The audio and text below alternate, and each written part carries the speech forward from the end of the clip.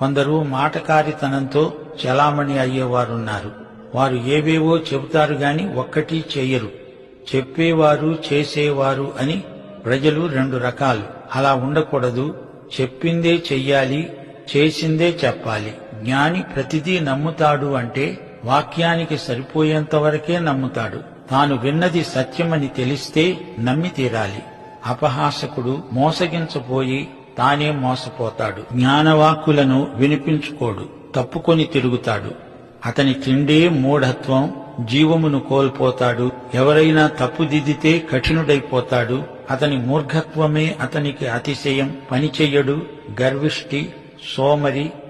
జ్ఞానివలె నటిస్తాడు, దేవుని మీద నిందలు వేస్తాడు, నిష్ఠురాలు పలుకుతాడు.